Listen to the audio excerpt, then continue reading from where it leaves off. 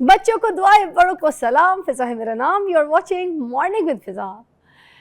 Okay, क्या करूँ, शुरू का जो मेरा स्टार्ट है मॉर्निंग शो का वो इसी तरह हैपनिंग होता है, मगर टॉपिक बड़ा सेंसिटिव और बड़ा ही इंपॉर्टेंट टॉपिक है जिसमें मुझे बात करते वक्त कोई इतनी खुशी का इजहार नहीं करना कि नाज़रीन देखें, एक वक्त था, ठीक है, जब कॉम्प्रोमाइज़ और मोहब्बत से रिश्ते चलते थे, बर्दाश्त से रिश्ते चलते थे।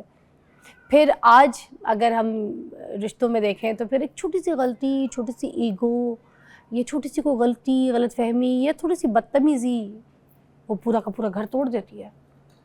आखिर ऐसा क्या बदल गया माशरे में? क्या मोहब्बत कम हो गई है या बर्दाश्त कम हो गई है, या फिर ये सोशल मीडिया जो है इन्होंने एक्सपेक्टेशंस इतनी बढ़ा दी है कि हकीकी रिश्ते जो हैं वो सारे के सारे फेक लगने शुरू हो गए, या फिर हमने बात करना छोड़ दिया है ना, सिर्फ हमने रिएक्ट करना शुरू कर दिया। शायद मुझे ऐसा लगता है आज डिवोर्स की अगर बात करें तो दो लोगों की अलहदगी नहीं होती, इसके साथ बच्चे होते हैं, वो टूट जाते हैं, ख़ानदान है वो बर्बाद हो जाते हैं, जहनी सुकून तबाह हो जाता है।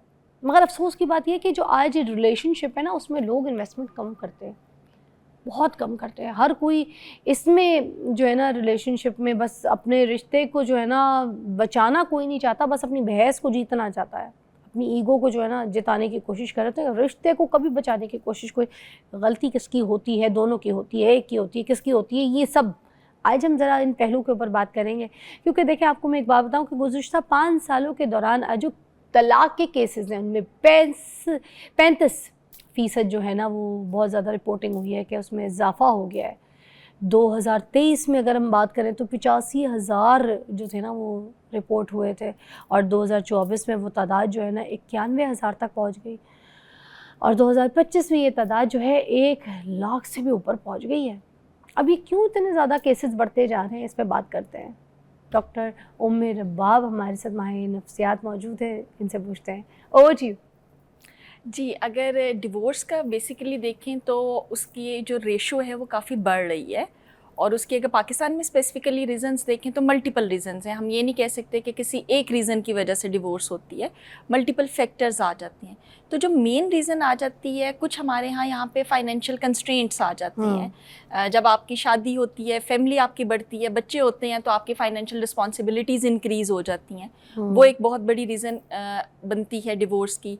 सेकेंडली, फोर्स्ड मैरिजेस, जब आपकी कंपेटिबिलिटी नहीं है, आपने ज़बरदस्ती शादी कर दी बच्चों की, भाई वो मेरी बहन की बेटी है, मेरे भाई का बच्चा है, एजुकेटेड है, तो जब आपस में दोनों का आप कह लें कि किसी किस्म का मैच नहीं है, एक हाईली एजुकेटेड है, क्वालिफाइड है, और एक अनपढ़ के साथ आप शादी कर रहे हैं, तो ऐसे जब मिस मैचेस हैं उस वजह से भी डिवोर्स हो रही है। इसके अलावा कुछ अदम बर्दाश्त भी है, बर्दाश्त की कमी भी आ गई हुई है।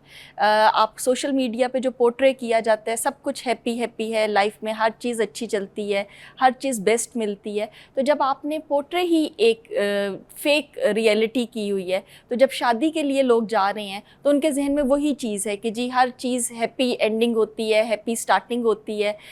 दूसरा, हमारे यहाँ कम्युनिकेशन की भी प्रॉब्लम आ रही है। कम्युनिकेशन स्किल्स जो सी हैं वो लैक कर रही हैं, यानी लड़ाई झगड़ा या डिसएग्रीमेंट हर मियाँ बीवी में होता है, बट उस लड़ाई झगड़े को किस तरह से आप मैनेज करती हैं, सोल्यूशन किस तरह से फाइंड आउट किया जाता है, उसका आप कह लें फुकदान आ रहा है, जिसकी वजह से डिवोर्स की रेशो तो बढ़ क्या रही है। आजकल मोहब्बत कम और ईगो ज़्यादा हो गई है जिसकी वजह से डिवोर्स रेट बढ़ गया है? ये नहीं कि मोहब्बत कम होगी, एक्सपेक्टेशंस बढ़ गई हैं। जब आपकी एक्सपेक्टेशन एक हद से ज़्यादा हो जाती है और सेकंड पर्सन उन एक्सपेक्टेशन तो ये को, सोशल मीडिया की वजह से एक्सपेक्टेशंस बढ़ गई हैं, आपको लगता है क्या? सोशल मीडिया की वजह से भी बढ़ गई है। कुछ आप कह लें कि आपकी वैसे भी जो पेशेंस है ना, लेवल ऑफ पेशेंस कम हो गया है। पहले के ज़माने में हम सुनते थे, जब कहा जाता था शादी हुई है बेटा, अब उधर से तुम्हारा जनाजा निकले, वो भी गलत था, वो भी नहीं कहना चाहिए था। अब ये है कि ज़रा सी भी कोई बात होती है, उसको रिजॉल्व करने की बजाय, उसका सोल्यूशन फाइंड आउट करने की बजाय फ़ौरन जौन सा है आप डिवोर्स जैसे स्टेप की तरफ चले जाती हैं। एक और मेन रीज़न काफ़ी ज़्यादा बढ़ रही है, वो इनफिडिलिटी है। आपके एक्स्ट्रा मैरिटल अफेयर्स जौन से हैं वो भी डिवोर्स कॉज कर रही अभी हैं। तो मुझे लगता है थोड़ा सा बहुत आगे है अभी बात कर रही हूँ, मुझे मैं उससे भी पहले की सिचुएशंस आना चाह रही थी कि मैं ये भी इन पे भी एड्रेस करना चाह रही हूँ कि जो सेल्फ रिस्पेक्ट आती है, जब लड़ाई होती है, कोई झगड़ा होता है, कोई बात आ जाती है जहाँ पर कोई सेल्फ रिस्पेक्ट की जब दोनों के बीच में कोई बात आती है, तो वो कहते हैं कि रिश्ता नहीं निभाना, ना बचाना है, सेल्फ रिस्पेक्ट के खातिर रिश्ता ख़त्म कर दो। ये क्यों आती है बीच में? सेल्फ रिस्पेक्ट क्या होती है उस वक्त, क्यों आती है? बेसिकली ये है कि आपकी कम्युनिकेशन स्किल्स नहीं है ना। तो दो लोग इतने क्लोज हैं, ठीक है, इतने एक साथ रह रहे हैं, जिंदगी गुजार रहे हैं, इतनी मोहब्बत है, उस वक्त कितने चली आती है सेल्फ रिस्पेक्ट अलग क्यों हो जाती है दोनों की? वो उस टाइम आपकी ईगो हावी हो जाती है, ठीक है, आप कह लें, और आप में कॉन्फ्लिक्ट रेजोल्यूशन नहीं है। सिचुएशन अगर लड़ाई झगड़े वाली हुई है, उसका रिजॉल्व कैसे करना है, उसका सोल्यूशन कैसे फाइंड आउट करना है, आप उसमें नहीं जा रहे। आप सेल्फ रिस्पेक्ट की या ईगो की साइड पे जा रहे हैं कि भाई ये बात कह दी तो ये बात कही क्यों। समटाइम्स बात भी गलत होती है, ऐसा नहीं है कि जब मारपीट शुरू हो जाए, कोई गालम गलोच शुरू हो जाए, तो जाहिर बात है आप उससे एक साइड स्टेप पे पीछे हो जाते हैं ना। आप कहते हैं यार एक पर्सन इस कदर गंदी लैंग्वेज यूज़ कर रहा है लड़ते हुए, उसको सारी तमीज़ सब कुछ भूल गया, तो वो बात वही है कि कम्युनिकेशन स्किल्स नहीं है। आपने अगर डिसएग्रीमेंट शो करना है, आप अच्छे वे में भी तो एक्सप्रेस कर सकते हैं ना, ज़रूरी नहीं कि आप गाली निकाल के ही मतलब हर आर्ग्यूमेंट को जंग बना देना, ये भी तो तलाक की एक वजह है। ये भी एक वजह है। आप जो भी आपका आर्ग्यूमेंट हो रहा है उसको सोल्यूशन की तरफ लेके जाए ना। पहले आप जो बोल रही हैं ज़रा सोच के बोलें कि जो मैं वर्ड्स बोलने लगी हूँ या लगा हूँ क्या वो अप्रोप्रिएट हैं। तो वो एकदम आप कह लें कि आप अपने एंगर को उस टाइम कंट्रोल नहीं करते। लड़ाई झगड़ा बढ़ क्यों रहा है, आप गुस्से में आ रहे हैं, और गुस्से में तैश में जब आएंगे तो जुबान से कुछ भी निकलेगा, मारपीट भी फिर उसमें हो जाती है। अच्छा, तो ये जो इंस्टाग्राम कपल्स हैं, क्या इन्होंने शादियों को मुतासर किया है? बिल्कुल किया है। जब आपने हर चीज़ ऐसी एक्सीलेंट पोर्ट्रे की है, बाद में चाहे उनके लड़ाई झगड़ा ही चल रहा हो, सारा कुछ चल रहा हो, बट मीडिया पे, सोशल मीडिया पे आप दे रही हैं हर चीज़ परफेक्ट है। बड़े बड़े गिफ्ट्स होने चाहिए, बर्थडे विश करनी है तो बुके बहुत बड़ा फ्लावर्स का आना चाहिए। लोग के दिखाते हैं ना डिग्गी खुल रही है, बड़ा डिग्गी खुल रही है। उस दिन एक मैं ट्रक पे देख रही थी, वो इतने बड़े साइज का बुके था कि वो उस पर जा रहा था और नीचे नाम लिखा हुआ था किसके लिए जा। तो जब आपने इस तरह की चीजें पोर्ट्रे करनी, दिखानी, गाड़ी गिफ्ट करनी है तो दिखाना है। तो वो रियलिटी से देखें। कुछ आप कह ले खास तबका ये अफोर्ड कर सकता है ना। हमारे यहाँ मेजॉरिटी यहाँ पे मिडिल क्लास की है या लोअर मिडिल क्लास से बिलोंग कर रही है। जब वो चीज़ देख रही है, उनकी एक्सपेक्टेशन तो वही बढ़ रही है ना, भाई प्रपोज करना है तो यही तरीके से प्रपोज किया जाएगा, बर्थडे सेलिब्रेट होगी, एनिवर्सरी सेलिब्रेट होगी तो इसी वे में होगी, तो वो आपकी एक्सपेक्टेशन बढ़ा रही है। अच्छा जी, ब्रेक के बाद आते हैं, ज़बरदस्त टॉपिक इलैबोरेट कर रहे हैं। हो सकता है कोई एक कपल हमारे इस टॉपिक को देख कर, सुन कर अपनी रास्ते, अपनी राहें जो है वो बेहतर कर लें। आइए।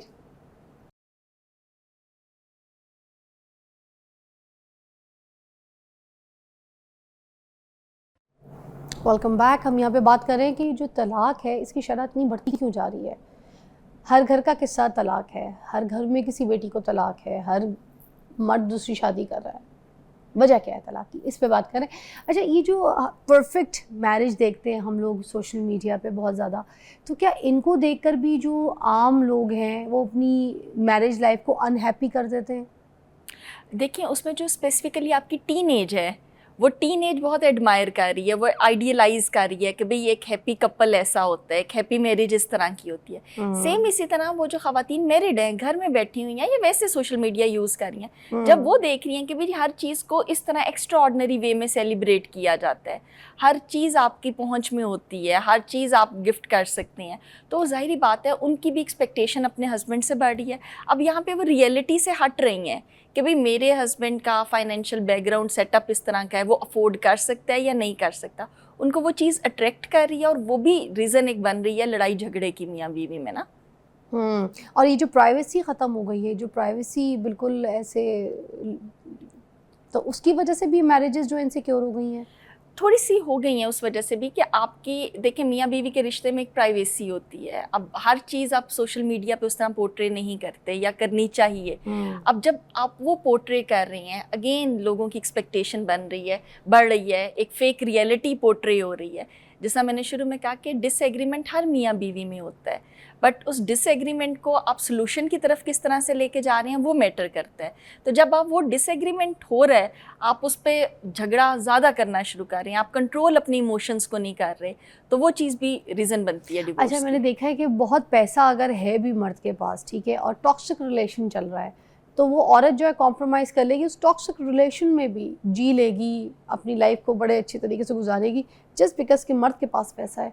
तो ये मैटर करता है, ये है क्या पैसा? देखिए पैसा हर चीज़, या आप कह लें दिली खुशी नहीं खरीद सकता। अब उसमें अगर ऐसा है कंप्रोमाइज़ कर रही है तो बेसिकली वो अपनी अटेंशन डाइवर्ट कर रही है, वो एक टॉक्सिक रिलेशनशिप में तो रह रही है, बट उसके साथ साथ क्या है, वो पैसे की जोन सा यूजेज कर लें या अपना ध्यान बटाया हुआ है, अपनी बाकी जो नीड्स हैं उसकी वो पूरी कर रही है। बट अगर आप ऐसे पर्सन से पूछेंगे क्या वो मेंटली सेटिस्फाइड है, क्या वो खुश है, जहनी सुकून है, तो नहीं होगा। मगर पे तलाक तो नहीं हो पाती ना, मैं मेंटली अगर सेटिस्फाइड नहीं भी है ना तो तलाक नहीं लेती, वो कहती है चलो ठीक है, वहाँ पे कंप्रोमाइज हो रहा है, भी चल रहा तो कहती हो ठीक है, वहाँ पे मगर तलाक नहीं हो रही। जी कंप्रोमाइज हो रहा है क्योंकि पैसा बाकी नीड्स आपकी फुलफिल कर रहा है। हाँ, तो तलाक नहीं हो रही, उन जगहों पे नहीं हो रही है। और जहाँ पे ये बंदा गरीब है ना, भले इज्जत दे रहा है, तलाक फिर भी उधर हो जाएगी जब पैसा नहीं देगा। देखिए उसमें भी आ जाता है, अगर घर में खाने के लिए नहीं है, आप मल्टीपल और मसाइल का शिकार हैं, कर्ज नहीं, खाने के लिए भी अक्सर घरों में होता है, ठीक है, लेकिन बस ये होता है कि शौक पूरे नहीं हो रहे होते, ख्वाहिशात पूरी नहीं हो रही होती, मुझे चाह जो है ना वो पूरे नहीं, अब ज़रूरियात पूरी हो रही है, बच्चों का खाना पीना पढ़ाई चीज़ें, मगर फिर भी हर एक लड़ाई झगड़े किच किच किच किच के मेरी वो ख्वाहिश पूरी नहीं हुई, मुझे ये गाड़ी चाहिए थी वो नहीं हुआ, मुझे ऐसा बड़ा घर चाहिए था वो नहीं मिला, मुझे ऐसे महंगे कपड़े पहनने थे, उस फलानी शादी पर ये जेवर पहनना था, मेरे पास मेड्स नहीं, वो बहुत काम करना पड़ रहा है, ये सारा कुछ बड़ा मसले पर, तो उस चक्कर में भी तो है। बिल्कुल, देखें ख्वाहिशात तो जितनी बढ़ाते जाएंगे बढ़ती जाएंगी, वो ऐसा नहीं है कि जो अमीर इंसान है उसकी ख्वाहिशात नहीं है, उसकी उससे बड़ी है ख्वाहिशात। तो आपको अपनी ख्वाहिशात को रियलिस्टिक थोड़ा सा रखना चाहिए ना, आपको अपने जहन में ये रखना चाहिए कि ये मेरी रियलिटी है, ये मेरी लिमिट्स हैं, ये मेरी बाउंड्रीज है, यहाँ तक अगर मैं जाऊँगा तो ठीक है मेरे लिए। जब आप अपनी बाउंड्रीज ही ख़त्म करते हैं, आपकी ख्वाहिशात बेलगाम है, तो जाहिर बात है वहाँ पे झगड़े भी होंगे, फसाद भी होंगे। अच्छा डॉक्टर साहब, ये जो मर्द आपको लगता है कि सिर्फ जिम्मेदार होता है किसी झगड़े की या तलाक के लिए, या फिर औरत की ज़बान, उसका एटीट्यूड, उसका किरदार, उसकी हरकत, उसका गुस्सा, सब कुछ इंक्लूड होता है? लेकिन ताली दो हाथ से बजती है, तो मियाँ बीवी का जो रिश्ता है वो दोनों मियाँ बीवी ही लेके चलते हैं। अगर एक कंप्रोमाइज़ कर रहा है, एक पर्सन रिश्ते को निभाना चाह रहा है और सेकंड पर्सन नहीं कर रहा, तो ऐसे में प्रॉब्लम आएगी, दोनों का रिश्ता नहीं चलेगा। बट जो सबसे मेन सफ़र करती है वो बच्चे सफ़र करते हैं। ऐसे में मियाँ बीवी की डिवोर्स होगी, बच्चे किसी एक पार्टी के पास हैं, वालिद के पास हैं या वालिदा के पास हैं, मिलने नहीं दिया जा रहा, प्लस बच्चों के जहन पे भी तो उसके मनफी असरात आए ना। वो माँ बाप को आइडियलाइज कर रहे थे, पेरेंट्स को आइडियलाइज बच्चे करते हैं। जब उनकी लड़ाई झगड़ा देखा, आपने एक डिवोर्स का सेटअप देखा, उससे उनकी मेंटल हेल्थ पे भी इफ़ेक्ट आता है। और ऐसे बच्चे जब बड़े होते हैं वो किसी भी कमिटमेंट की तरफ जाने में थोड़ा सा हेजिटेंट होते हैं, थोड़ा एंशियस होते हैं, क्योंकि उन्होंने अपने पेरेंट्स का रिलेशनशिप एक बुरा रिलेशनशिप देखा होता है। और अगर सपोज़ दोनों पेरेंट्स शादी कर लेते हैं, और जिसमें अक्सर हमारे यहाँ जो होता है कि शादी अगर हुई है बच्चा नहीं साथ लेके आना, बहुत कम लोग ऐसे हैं जो कहते हैं कि भी नहीं आपके जो प्रीवियस बच्चे हैं वो साथ ही आएंगे, ऐसे ही है। लेकिन बहुत से नहीं मानते। ऐसे में जो औलाद होती है वो किसी मामू के घर है, नानी नाना जब तक हयात हैं तब तक तो उनकी लाइफ ठीक चल रही है, बट उसके बाद किसी रिलेटिव के घर हैं तो वो सबसे ज़्यादा उनकी जो सी मिजरेबल लाइफ होती है। उनको वो नीड्स नहीं पूरी होती, वो एक प्यार, लव एंड केयर, अफेक्शन नहीं उनको मिल रही होती। वालदा अगर हैं वो उस तरह से सेकंड हस्बैंड की तरफ होती हैं, वो आ नहीं सकती, मिलने नहीं आ सकती, बेसिक नीड्स नहीं उनकी पूरी कर सकती। और ऐसा जो बच्चा होता है वो घर में अनवांटेड होता है उन रिलेटिव्स के लिए, मारपीट भी चलती है, गाली भी चलती है, और बेसिक राइट्स भी उसके जौन से नहीं उसको दिए जाते।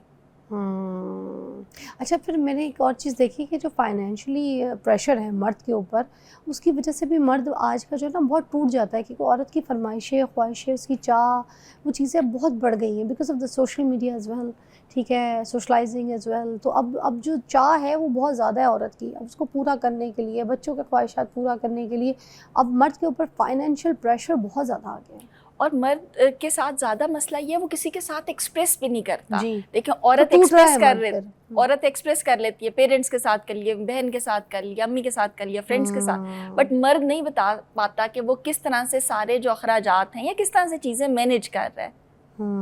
तो ऐसे में मर्द की जहनी सेहत आप कह लें ज़्यादा डिस्टर्ब होती है। अच्छा, ये जो औरतें क्या अनरियलिस्टिक जो ख्वाहिशात होती हैं, एक्सपेक्टेशंस होती हैं, वो लेकर शादी करती हैं, शादी चला रही होती हैं? लेकिन जब आपने देखा ही सोशल मीडिया पे सब कुछ हैप्पी, आप उसी माइंडसेट के साथ शादी के रिलेशनशिप में आई हैं। अब जब शादी हो रही है वो आपकी रियलिटी है बेसिकली, बट आपके माइंड में तो वही सोशल मीडिया वाला हैप्पी कपल्स वाला चल रहा है। जब वो एक्सपेक्टेशंस मीट नहीं होती या ज़रा रिश्ते में ऊंच नीच हो गई तो आपके ज़हन में तो फ़ौरन, क्योंकि आपने आइडियलाइज उसी लाइफ को किया हुआ है, तो आपको वो डिस्क्रिपेंसी लगती है, उस पे भी प्रॉब्लम आ और जाती अपनी है। सहेलियों को हर बार डिस्कस करना, अपने पेरेंट्स को बताना, मियाँ की घर वालों की बात, ये भी तो डिस्ट्रॉय करता है रिश्ते को। What do you say about it? उसमें देखें, कुछ चीज़ें बताना बेहतर है। सपोज अगर आपके मियाँ एब्यूसिव टाइप के हैं, अगर मार रहे टॉक्सिक, हैं, जी टॉक्सिक इन्वायरमेंट है, वो बताना ज़रूरी है। बट छोटी छोटी बात बताना, मैं कहूँगी कि उसमें ज़रूरी नहीं है। आपके मियाँ बीवी के रिश्ते में एक पर्दा होता है मियाँ बीवी का, जिस हद तक आप पर्दे के साथ जी, जिस चल हद तक आप सकें, पर्दे के बचा साथ चल सकें सकें, रिश्ते बचा को। सकें, आपको बचाना चाहिए, और जहाँ बताना ज़रूरी है, जो चीज़ें ऐसी हैं वहाँ ज़रूर बताएं। बेशक। थैंक यू सो मच, बहुत शुक्रिया। कुछ मोटी मोटी इंपॉर्टेंट लाइंस थी। आई होप कि आपको गाइडलाइन मिली है, बात आगे बढ़ गई है, कोई बहुत ख़ानदान में बदनामी हो रही है तो फिर आप अपनी ज़िंदगी का फ़ैसला ले सकते हैं, मगर हर छोटी बात पे तलाक नहीं बनती। ये बात समझे, जो आज तक तलाक बढ़ रही है ना, उसको रोके। हर छोटी बात तलाक की वजह नहीं होती। खुदारा। ब्रेक के बाद मिलते हैं।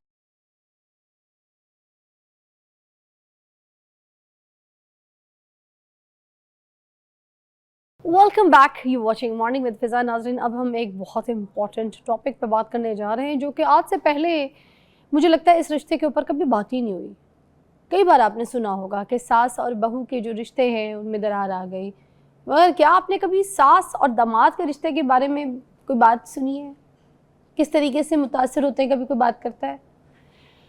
अच्छा, शुरू में जब शादी होती है ना नाज़रीन, तो जो दामाद होता है ना, उसकी बड़ी इज्जत की जाती है। दामाद का जो है ना, बिल्कुल बड़ा एक ग्राफ होता है, उसको बेटा कहते हैं, बेटा कहलाया जाता है। उसकी पसंद के खाने बन रहे होते हैं, जब भी वो घर आता है उसकी बड़ी प्यारी प्यारी शलवार कमीज़ें सिलाई करके उसको दी जा रही होती हैं। फिर जैसे जैसे वक्त गुजरता जाता है, आहिस्ता आहिस्ता छोटी छोटी सी जो बातें हैं ना, वो शिकायतों में बदल जाती हैं, ईगो आ जाती है, एक्सपेक्टेशंस जो है वो बहुत ज़्यादा बीच में आ जाती हैं, मिसअंडरस्टैंडिंग्स बहुत ज़्यादा आ जाती हैं, और तो और इस रिश्ते में तलखियाँ आना शुरू हो जाती हैं। कभी सास को ये लगता है कि जो दामाद है वो बेटी को मुझसे बहुत दूर ले गया है, और कभी दामाद को लगता है कि हर बात पे जो है ना मुदाखलत इसकी अम्मा कर रही है, मेरी बीवी की है, मैं इसको भी आके लेकर आया था, इसकी अम्मा क्यों बीच में इंटरफेरेंस कर रही है। तो फिर वो जो है ना, उसको ये लगता है कि बेटी जो है ना हर बात अपनी माँ से पूछ रही है, और ये बातें ठीक नहीं हो रही हैं। अब असल सवाल ये है कि क्या ये रिश्ता जो है सिर्फ एक अच्छी रिस्पेक्ट और एक बाउंड्रीज़ जो है कुछ उनको अगर मेंटेन किया जाए तो क्या ये उससे खूबसूरत बन सकता है रिश्ता, या फिर हमारी गैर ज़रूरी जो एक्सपेक्टेशंस हैं वो उस रिश्ते को ख़राब कर देती हैं? आज इस पे बात करेंगे, सास और दामाद के रिश्ते के ऊपर। हमारे साथ मौजूद हैं डॉक्टर अली अजमल, माहिर नफ्सियात हैं। आज हम इनसे बात करेंगे, है ना जी? जी। रिलेशनशिप्स के तो ऊपर आप आज छाए हुए हैं। मार्केट में कहीं जाओ तो बोला जाता है हॉट टॉपिक पे अगर रिलेशनशिप्स के ऊपर बात करनी है तो अली भाई, Ali Ajmal is the best person. Wow, क्या बात है। अच्छा, अब मुझे ये बताइएगा, सास और दामाद का रिश्ता जो है ना, मोस्टली क्योंकि देखें बड़ी दोस्ती होती है इनमें, बड़ा बेटा बेटा बेटा आओ भगत हो रही होती है घर के अंदर, उसकी पसंद के खाने, उसकी पसंद की चीज़ें, उसके हिसाब से जो जो उसको पसंद है वो मंगवा के दूर दूर से दिया जा रहा होता है, मगर बाद में फिर ये चपकलिशें जो शुरू होके बड़ी जंग बन जाती है, क्यों हो जाता है?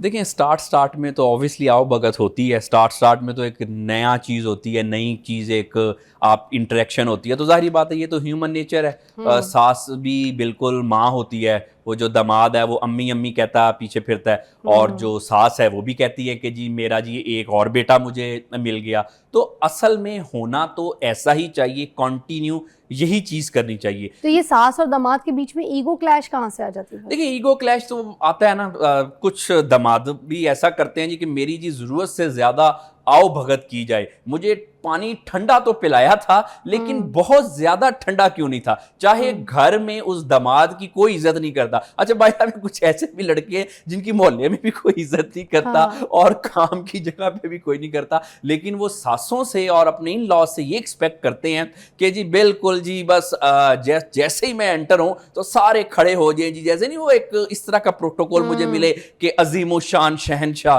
फरमा रवा। तो वो आमतौर पे जब इस तरह की एक्सपेक्टेशंस कुछ दामाद करते हैं तो जाहिर बात है, अब जी उन्होंने आपको अपनी बेटी दे दी है, शादी कर दी है, उनके और भी तो काम है ना, उनका अपना भी तो घर है, हाँ। उन्होंने अब वो भी तो देखना है। तो बहरहाल कुछ जो दामाद है इनको थोड़ा सा डिसअलोयन स्टार्ट में इस वजह से भी हो जाता है कि अब मेरी उतनी आओ भगत नहीं की जा रही, मैं जब गया हूं तो सारे जो हैं वो एक टांग पे क्यों नहीं खड़े हो खड़े गए। क्यों नहीं तो हुए? जिस हाँ। वजह से थोड़ा सा मैं समझता हूँ कि ये दामाद जो और हैं, बेटी का हर बात अपनी माँ को बता देना, क्या ये भी मसाइल की जड़ बनता देखिए है? ये तो सबसे बड़ा ये आजकल मसला है। ये तो अब सासों पे आता हूं ना, दामाद पे तो हमने बात की, आजकल यही तो सबसे बड़ा मसला है। आजकल जो इतने घरों में झगड़े हो रहे हैं या घर टूट रहे हैं, आपको पता है कि सिर्फ इस्लामाबाद में एक दिन में 300 के करीब जो है वो डाइवोर्स और खुला फाइल की जा रही हैं। और पाकिस्तान में तकरीबन अगर एक मोहतात अंदाजे के मुताबिक देखा जाए तो तकरीबन कोई 1000 के करीब ये फिगर है इन अ डे, जितनी ये जो की जा रही है,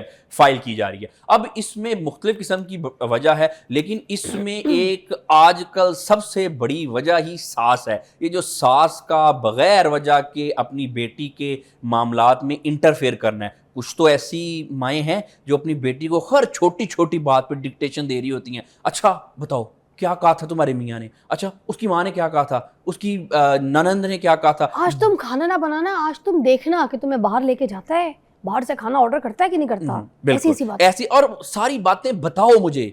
और फिर माँ क्या कर रही होती है, जो दामाद की सास होती है, छोटी छोटी बात पे बेटी को डिक्टेशन दे रही होती है। ओह ऐसे कहो, इसको ऐसे जवाब देना था, तुमने मैंने तुम्हें ये सिखा के भेजा था, तुमने मेरा नाक कटवा दिया। 3 दिन से मुसलसल तुम खाने पका रही हो, जब तुम्हारी शादी होकर तुम उधर नहीं गई थी तो उससे पहले कौन पकाता था? सास को बोलो ना अपनी के हाथ हिलाए, रोटी पकाए, काम करे। बिल्कुल। और तुम्हारी जो सास है वो तो ड्रामे करती है, वो तो है ड्रामेबाज औरत है। ये माँ जो है वो अपनी बेटी को बता रही होती है अपने ना हस्बैंड को ना जरा इस तरह से करके रखो, इसको ना शुरू में ऐसे करके कंट्रोल करके रखो, ये कंट्रोल से बाहर जा रहा है। और मेरी बेटी ये क्या, तुमने मेरी नाक कटवा दी है। वो कहती है अम्मी मैंने क्या नाक कटवाई है। जब तुम्हारी सास ने या तुम्हारे हस्बैंड ने ये बात की थी तो तुम्हें इस तरह से जवाब देना चाहिए था। मैंने तुम्हें ये सिखा के भेजा, तुम्हें मैंने लड़ना सिखा के नहीं भेजा। सही और भाई तुम्हारे घर में दावत है, अच्छा किस किस को बुलाया? नहीं अभी मुझे कॉल नहीं आई है, शायद आ जाए। बच्ची के कान में डालना, नहीं मुझे अभी तक कॉल नहीं आई। कल तुम्हारे घर में दावत गई, उनका बनता नहीं था कि मुझे भी फोन करें, उनका बनता नहीं था कि मुझसे पहले पूछें कि आपके पास डेट है कि नहीं। अगर हम हाँ करते तो फिर आगे बाकी दूसरे मेहमानों को डेट देते। अब बच्ची के कान में बैठ गई कि देखो मैं इनकी इतनी खिदमत करती हूँ, उनका घर देखती हूँ, तो इन्होंने पूरी दावत की, सबके खाने पकवाए, मुझसे ख्याल करवाया, तो मेरी माँ को नहीं बुलाया। बिल्कुल। अब देखिए जब ऐसी चीजें होती हैं और ये रूटीन के केस मामलात है, जिनको आमतौर पे जो सासें हैं वो कुछ समझती नहीं, हो कहती हैं ये तो रूटीन की बात है ना। अली साहब ये जो दामाद है उसको भी बात बात पे जज किया जाता है? हमने देखा उसकी हर हरकत को जज किया जा रहा हो, हर उसके स्टेप को जज किया जाए। शुरू से ही जज किया जाता है। सबसे पहले तो ये बात दामाद को, बिल्कुल आप देखें ना, ये जो कोई दामाद है, किसी सास के 2 दामाद हैं, एक जो है वो जरा फाइनेंशियली थोड़ा स्टेबल है, दूसरा बेचारा अभी जरा स्ट्रगल कर रहा है। तो जो बेचारा स्ट्रगल कर रहा है वो उसके साथ ताल्लुकात और होते हैं। जो आसान जुबान में कहूँ, जो खाता पीता दामाद है, सास के उसके साथ ताल्लुकात और होते हैं। आमतौर पे जो खाता पीता दामाद है उसको पता है सासें क्या कहती हैं।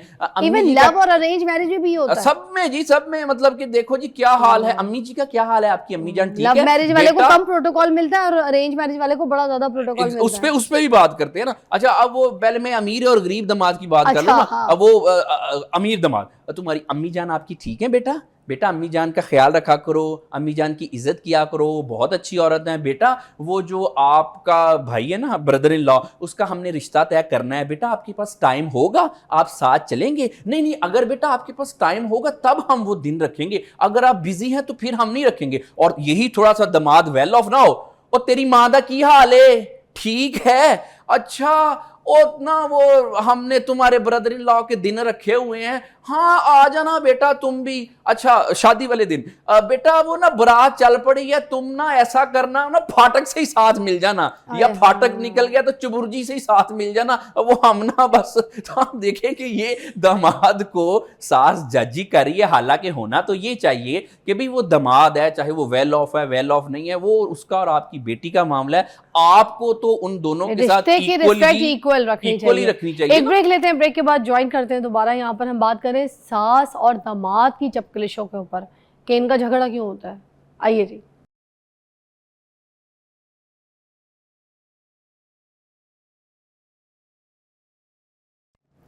Welcome back, you watching morning with Fiza. अच्छा, आपको लगता है कि दामाद को टेस्ट करती है सास, बात बात पे या चालाकी से, चुपके से टेस्ट करती रहती है? जी बिल्कुल करती रहती है, टेस्ट करती रहती है, और अच्छा खासा टेस्ट होता है। और ऐसे टेस्ट होते हैं कि जिसमें दामाद कभी पास ही नहीं हुआ। आज तक मैंने तो कोई ऐसा दामाद नहीं देखा कि जो अपनी सास के जो छोटे छोटे टेस्ट है इसमें पास हुआ हो। और बल्कि यहाँ तक तो कहना पड़ेगा कि आजकल तो बीवी को खुश रखने से ज्यादा मुश्किल है अपनी सास को खुश रखना। वो दामाद बेचारा जाए किधर, उसके लिए तो आजकल दोनों को खुश रखना जो है वो ज्यादा जरूरी है। और बीवी तो फिर खुश हो जाती है, मान जाती है, वो सास नहीं आजकल खुश होती। अब उसमें आप देखें कि मैं आपको एक बात बताऊं, है तो बड़ी सी सीरियस बात है, लेकिन जब भी मैं बात करता हूं मुझे थोड़ा सा इसमें जरा मजाहिया एलिमेंट आ जाता है। उसमें एक मियाँ बीवी का झगड़ा हो गया, तो वो माँ ने कहा आजा मेरे पास, छोड़ दे इसको, बच्चे भी ले आ। उसने अपने दामाद को भी फोन कर दिया, चल भी ले जा अपने बच्चे, मेरी बेटी ने रहना ही नहीं। बहरहाल वो बड़ों ने अंदर इन्वॉल्व होकर उनकी सुलह वगैरह करवाई। तो इस तरह से जैसे हमारे फैमिली सिस्टम में सारे बैठे हुए, तो वो उसके जो शौहर के लड़के के जो थे घर वाले, वो पूछ रहे लड़की से कि आप मुझे बताएं कि आपको कोई मसला है, आप खुश हैं। अच्छा, वो जो बीवी थी उसकी, जो बेटी थी, वो कह रही जी जी मैं खुश हूँ, मैं ठीक हूँ। आगे से उसकी माँ जो है, बेटी की माँ, उसकी सास, वो क्या बोली, कहती तुम खुश हो, मैं खुश नहीं हूँ। वो बात जो है मुझे आज तक उस सास की समझ नहीं आई कि भाई बेटी खुश है तो भी आप क्यों नहीं खुश हैं। वो कहती ठीक है बेटी खुश होगी, लेकिन इससे मैं खुश नहीं हूं। अब आप दामाद देखें, उस बेचारे को अपना घर बसाने के लिए आजकल बीवी को खुश रखना तो आसान हो गया, अपनी सास को खुश रखना मुश्किल हो अच्छा, गया। मगर कुछ दामाद ऐसे भी होते हैं, बड़ी अकड़ वाले होते हैं। मेरी कुछ जान पहचान में ऐसे कुछ हैं जो अपने बीवी के घर पे जाने के लिए, उनको कोई साल, 1.5 साल, 2 साल, कभी पूछो ना तो कहेंगे 3 साल हो गए, 3 साल से हमारे दामाद हमारे घर नहीं आए। क्यों? अकड़ फजूल की। वो कहते हैं नहीं, हम ज़्यादा जाएंगे तो फिर ये जो बीवी है ना मेरे हाथ में नहीं रहेगी। अभी मेरी मुट्ठी में, मेरे हाथ में, अगर मैं इसके घर जाना शुरू हो गया ना और मैंने इसके घर बैठ के खाना खा लिया, इसकी माँ के हाथ का पका या इसके घर का, तो बड़ा मसला है। फिर आप गाँव देहात में चले जाएँ, ठीक है ना, वहाँ पर तो बड़े दामाद जो है ना बड़े इतराते भी हैं। और इतने अगर वो इतरा के चले भी जाए तो फिर भी फुल प्रोटोकॉल चाहिए। एक चीज़ भी ऊपर नीचे हो जाए ना, रोटी सिर्फ गरम ना मिले उसको, हांडी में, मतलब आइए ना, जैसे सारे हांडी में से निकाल के पहले प्लेट में उसको परोसा ना जाए ना, तो फिर उसके बाद उसका दिमाग ख़राब हो जाता है, उठ के चला जाता है। अजी बिल्कुल ऐसे होता है। इनको ऐसे मैं कहता होता हूँ, ये बात थोड़ी सख्त है, ये ऐसे ना सारे दामाद नहीं करते, ये कुछ होते हैं लंडे के दामाद। वो जो इनके लिए ना मैं यही वर्ड यूज करता हूँ कि ऑब्वियसली जब आप किसी के घर जाते हैं, आप मेहमान होते हैं, अब किसी के घर जाके उनके लिए जहमत तो नहीं बनना चाहिए। वो जितने भी हैं जिन्होंने अपनी बेटियां दी होती हैं, हमारा कल्चर है, वो उतना आपके लिए करते हैं। लेकिन ये आपकी बात ठीक है कि कुछ लोग ऐसे होते हैं कि उनको, अब देखिए ना, उनका भी तो बेचारों का मैं इस वजह से कसूर नहीं ना समझता कि और तो उनको बेचारों को कहीं से इज्जत मिलती नहीं है ऐसे दामादों को। वो कहते हैं एक ही जगह है जहाँ पे हमारा जोर चलता है, चलें थोड़ा सा चला के, अगर हमें इज्जत मिलती है तो हम ले लेते हैं। आप देखें कि बहुत सारे ऐसे दामाद हैं जो कि बेहतर हैं, वो आम तौर पे जाते भी हैं, लेकिन वो जाके कोई नखरे नहीं करते, जो कुछ पका है वो खा लेते हैं और कोई एक्सपेक्ट नहीं करते कि हमको प्रोटोकॉल दिया जाए। लेकिन ये प्रोटोकॉल वही डिमांड करते हैं। छोटी छोटी बात पे, बोतल ठंडी नहीं थी, बाहर तक छोड़ने नहीं आए, ठीक है, उनसे ज्यादा बात कर रहे थे, हांडी हमें पहले नहीं परोसी, खाना हमें पहले देना चाहिए था, चाय सही नहीं थी, चीनी कम डाल के दी थी, चीनी किसके लिए बचा। इतनी सी बात पे नखरे दामादों जी के बिल्कुल। ये इसमें दूसरी वजह ये भी है ना कि हमने ये दामाद को कोई लार्जर देन लाइफ कैरेक्टर भी बना लिया है। ये जो इस तरह की रस्में हमारे माशरे में चल रही हैं, जिनको बेटी देते हैं उनके सामने झुक के रहते हैं, उनके सामने भाई भी झुक के रहते हैं, उनके सामने माँ बाप भी झुक के रहते हैं। अब भाई बेटी दी है, कोई जुर्म तो नहीं किया। ये बात, ये ना एक माशरे की एक मिसकंसेप्शन है कि हमने कोई बेटी दे दी है तो अब जी बस जी आप जी हमारे जी माई बाप बन गए। नहीं तो कंडीशन क्या होनी चाहिए? क्या दामाद को हमेशा आउटसाइडर समझना चाहिए कि भाई ये जो भी है इससे अपनी बेटी के सारे राज ना बताओ, अगर पहले कोई वो शरारती थी, तंग करती थी, या उसकी कोई बुरी आदत थी, वो दामाद को बैठ के नहीं बतानी चाहिए कि बाद में कहीं इसको पे ताना ना मारे, या बता देनी चाहिए। ये हर चीज बात पे ऐसा होता है। तो ये दामाद की ना पर्सनैलिटी टू पर्सनैलिटी वेरी करता है कि अगर एक ऐसा दामाद है कि जो है ही थोड़ा सा कच्चे ज़हन का, इमेच्योर है, वो सीधी सीधी बातों को पेचीदा कर देता है, तो वो तो उसको तो बहाना मिल जाएगा। कुछ दामाद होते हैं पहले बैठ के ना दिल भेद लेते और उसके बाद फिर घर जाके ना अपनी बीवी को बरताने मारते कि तुम्हारी माँ ने मुझे बताया था कि तुम तो थी ऐसी, बिल्कुल तुम्हारी माँ ने मुझे बताया था कि तुम तो सारा दिन बिस्तर तोड़ती रहती थी, सोई पड़ी रहती थी, तुमसे तो उठा नहीं जाता था, तुम तो काम नहीं करती थी, तुम्हारी माँ ने मुझे बताया कि तुमने तो कभी खाना कोई नहीं पकाया था, तुम्हारी माँ ने तुम्हें तरबियत अच्छी नहीं दी। फिर ताना मारते हैं, ब्रेक के बाद बात करते हैं।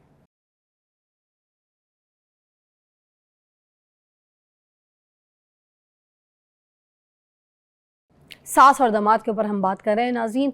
और कुछ दामाद ऐसे होते हैं जो दिल का भेद लेते हैं, सास से लेते हैं, घर वालों से लेते हैं, बहनों से लेते हैं, और उसके बाद जाके बीवी को ताना मारते हैं कि तुम्हारी माँ ने खुद बताया था कि ये काम नहीं करती रही थी और ये सोती रहती थी, ठीक है, या फिर ये देर से आती थी, ठीक है, और इसका फ़लानी कज़न के साथ जो है ना तुम्हारी जो है ना रिश्ता पक्का हो रहा था, तो तुम भी पसंद करती थी उसको, तुम्हारी माँ ने बताया मुझे, तुम भी पसंद करती होगी, है ना, इसलिए मेरे साथ खुश नहीं हो।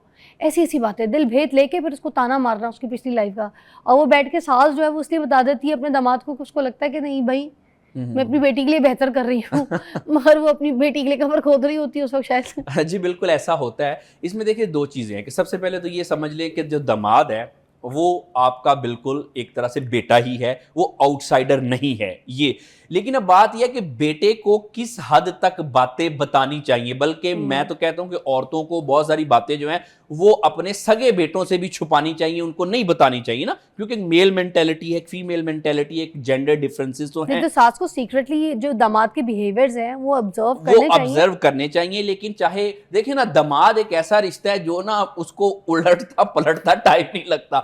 आज बिल्कुल ठीक है, हो सकता है कल 180 डिग्री पे पलट जाए। तो ये आपको चाहिए कि चाहे वो जितना मर्जी दिल का अच्छा है, उसको ऐसी बातें हमें नहीं बतानी चाहिए। हाँ, लेकिन मसला ये ना, आजकल ये तो बातें बेटी की तो छोड़े ना, ये बातें तो हो गई आजकल, इसमें भी कसूर सासों का। वो पता क्या करती हैं, वो सबसे पहले दामाद को बात यहां से शुरू होती है, ये जो तुम्हारे ससुर है ना, ससुर और ये कोई अच्छा बंदा नहीं है, और ये मैं ही हूं इसके साथ गुजारा कर गई हूं, नहीं तो इसके साथ किसी औरत ने गुजारा करना था।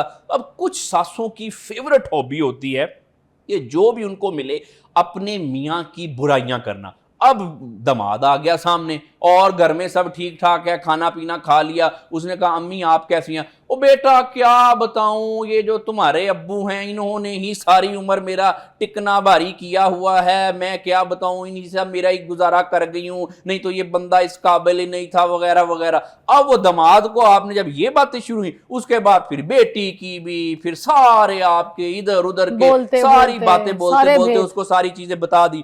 अब क्या हुआ, जाहिर बात है वो दामाद जो है वो अपनी बीवी को, आपकी बेटी को कंट्रोल में रखने के लिए आपने उसको ना हाथ में पत्ते दे दिए। अब वो चाहे बिल्कुल बड़ा अच्छा है, लेकिन किसी टाइम पे वो कहेगा हाँ तुम्हारी माँ ने तो ये कहा था। और अच्छा, जब बीवी की और शौहर की लड़ाई होती है, सबसे पहले आजकल ये भी ताना मारते हैं ना, सारी उम्र तुम्हारी माँ की तुम्हारे बाप के साथ बनी और तुम्हारी माँ ने भी तुम्हारी तरबियत ऐसे ही की है, इसी वजह से तुम जो है वो मेरे साथ नहीं लड़ते। बल्कि यहां तक बातें यहां होती हैं कि अब ये बात चल रही है ना लोगों में, कहते हैं ना तुम्हारी माँ टिकी सारी उम्र, ना ही तुमने टिकना है, ना तुम्हारी माँ बसी है, ना ही तुमने बसना है। तो ये इस तरह की चीजें इसलिए होती हैं कि जो सारा आप भेद देते हैं। आप देखिए ये बहुत सारी सासों की फेवरेट हॉबी है अपने मियाँ की बुराई करना अपने दामाद के साथ, कि ये तो ऐसा। अच्छा, उसमें फिर एक इसका दूसरा एंगल ये भी होता है कि सास है वो अपने मियाँ के साथ थोड़ा बहुत झगड़ा वगड़ा होता रहा, कभी उसने जवाब दे दिया, कभी बर्दाश्त कर लिया, लेकिन जब बर्दाश्त किया, जो सास को लगता था, जो आंटी को लगता था कि मैंने अपने मियाँ को भी ठीक तरह से चाबी नहीं दी, ये चाबी रह गई है, मुझे अगर पहले पता होता तो मैं इसको दो और सुनाती, वो बेटी को कह रही होती, बेटी मेरी प्यारी बेटी मेरी बात सुन, मैंने तेरे बाप के साथ ऐसे गुजारा कर लिया, तूने नहीं करना। जो अपनी फ्रस्ट्रेशन है ना, जो अपने बेचारे मियाँ शरीफ आदमी पे नहीं निकाल सकी, वो क्या करती हैं, वो जाके अपनी बेटी को कहती हैं इसको इस तरह से कर, इसकी इस तरह से चाबी घुमा, ये बात इसके साथ कर, इसको ऐसे कर, अच्छा फिर बता क्या कहा था इसने, तुमने आगे से क्या कहा, नहीं नहीं नहीं नहीं इस दफा गलत हो गया, इस दफा मैच हार रहे हैं हम, ठहर जा मैं भी आती हूं। हम दोनों मिलके जो है ना वो जवाब देते हैं। अब वो जो दामाद बेचारा है वो जारी बात बेचारा ही है कि वो क्या करे, वो किसको खुश रखे। तो आज का जो दौर है डॉक्टर साहब, मुझे बताइएगा क्या आज वो प्लेट्स निकलती हैं, स्पेशल बर्तन क्रॉकरी निकलती है जब दामाद घर में आते हैं, स्पेशल बर्तन निकलते होते थे ना जो खास तौर पे सजाए हुए होते थे, रखे हुए होते थे, दामाद के आने पे निकलते थे? नहीं जी आजकल नहीं ना निकलते, आजकल वो पहले जैसे मौसम अब तो आते नहीं हैं, आजकल बारिशों में हाँ। पहले जैसी वो बातें नहीं है। वाह। कुछ शायद ट्रेडिशनल लोग ऐसे करते हो, लेकिन आजकल दामाद का वही है, अच्छा आ गया है, चल ठीक है आजा, खाना पकाया हुआ है, 2 रोटियां तेरी भी उतरवा दूं, अच्छा बाहर से ऑर्डर कर लें, अच्छा क्या खाना है, चल ठीक है। फिर उसके बाद क्या हुआ, वो दामाद और वो जो बीवी और हस्बैंड है वो बैठ के मोबाइल। आजकल ये भी तो मसला बड़ा है ना कि आजकल सासों को मोबाइल ने बड़ा खराब किया हुआ है। और क्या, आजकल उन्होंने क्यों बर्तन निकालने या जी अच्छे अच्छे खाने पकाने, पहले वो होता था वो 3-4 तरह के जर्दे पकाती थी और अच्छे अच्छे खाने पकाती थी। आजकल क्या, आजकल तो सास कह रही है जी मैंने जी बस थोड़ा बहुत करके तो मेरा जी मोबाइल जो है मुझसे नाराज हो जाएगा। अच्छा, आजकल जब दामाद आता है घर में तो सबसे ज्यादा एक्साइटमेंट होती है या फिर घर की सफाई? एक्साइटमेंट तो आजकल ना लोगों को होती नहीं है दामाद दामाद के आने की एक्साइटमेंट, या फिर घर मतलब गंदा संदा है बस तो बस सफाई घर में थोड़ी की बहुत इज्जत रह सफाई, जाए। जैसे नहीं हाँ। कॉस्मेटिक मेजर्स आजकल लिए जाते हैं। आजकल ना वो कहते हैं कि जी दामाद अब साहब अपने घर में रहे, हमारी बेटी को भी अपने घर में हाँ। रखे। अब वो खुलूस वगैरह नहीं रह गए। हाँ। अब तो ना एक जैसे एक फरीजा, जबरदस्ती का फरीजा जो होता है ना वो निभाया जा रहा है आजकल। तो जो उसके जो साले सालियां हैं वो भी कहते हैं अच्छा जी वो आ रहे हैं, अच्छा चलें ठीक है जी, फिर कुछ कर लेते हैं, अच्छा अम्मी मेरे कमरे में नहीं सोएंगे अगर घर छोटा है, मैं अपनी प्राइवेसी शेयर नहीं करूंगा। तो आजकल तो आप देखें कि आजकल ये इशू है कि दामाद एक से दूसरे दिन घर में रह जाए तो वो सबके मुंह बन जाते हैं, वो कभी जा क्यों नहीं रहा है यहां से, अगर इवन के दूर से भी आया हो। देखिए ना, अगर दूर से दामाद आया है, बेटी है, कोई लाहौर कराची दूर की अगर है तो आने जाने में टाइम लगता है। जारी बात है ऐसे तो नहीं कर सकते कि वो बेचारे 2 दिन का सफर करके आए हैं। अच्छा, हर लड़ाई में दामाद को ही विलन क्यों बना दिया जाता है? चाहे किसी की तरफ से भी लड़ाई हो, घर में कोई भी वजह हो, मगर लड़ाई के टाइम पे जो विलन कैरेक्टर है वो दामाद ही होता है। Why is that? देखिए दामाद इस तरह से है ना कि एक तो मर्द जो है ना बेचारे, इसमें मर्द बेचारा है ना वो बोल के गुस्सा करके जो है वो विलन बन जाता है। वो दामाद भी ऐसे बड़ी बड़ी बातें करके वो समझता है कि मैं बड़ी बड़ी बातें करके मुझे बहुत सुना जा रहा है, लेकिन वो बिल्कुल ना, जिसको कहते हैं ना फैमिली में गंदा हो रहा होता है। सास के पास जरा वो जारी बात है मिच्योर होती है ना, उन्होंने जिंदगी की सारे अप्स एंड डाउन देखे होते हैं, उन्होंने ये जो इस तरह के मैचेस हैं, ये जो लड़ाई वाले मैचेस हैं, ये जो सुलह झगड़ना फिर रूठना फिर मनाना, उन्होंने बहुत सारी चीजें ऐसी देखी होती हैं। तो वो अब बिल्कुल ऐसे करके ना वो रो के और धीमे धीमे ऐसे करके दामाद को विलन बनाती हैं। उनको आजकल की सासों को तजर्बा बड़ा होता है दामाद को विलन बनाने का। और ये जो ओवर प्रोटेक्टिव मदर्स होती हैं, ठीक है, तो क्या ये अपनी बेटी का घर खुद खराब कर देती है? आजकल बेटियों का घर ही मदर्स खराब कर रही हैं। सबसे बड़ी वजह ही मदर्स हैं कि उसको उंगली पकड़ के चला रही हैं कि ऐसे करो वैसे करो, ऐसे सांस लो, ऐसे उठो, ऐसे जवाब दो, ऐसे मुंह का इशारा करो। अच्छा अब यहां तक करती हैं कि तुम्हारी सास ने तुम्हें यह कहा था